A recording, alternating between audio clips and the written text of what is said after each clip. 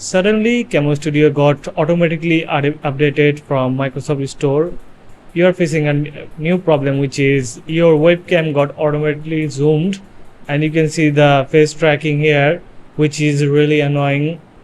So today in this video, we are going to fix this issue with a very simple and quick tutorial. So what we have to do, we have to go to our Camo Studio. You can see this is my Camo Studio, and you can see this is my face tracking already.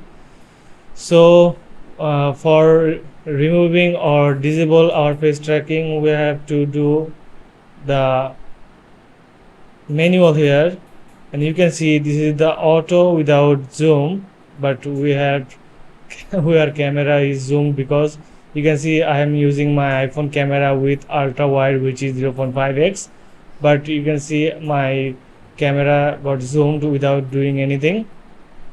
So at first we will disable our auto tracking. You can see auto tracking is off. You can also see auto without zoom and auto without zoom, both are the same thing, but I don't know which is the problem. Or you can see automatically pan and zoom to keep you in frame. That means you are in the frame and it will zoom, pan, and everything. And this will and this will be the same. The maintaining the zoom level.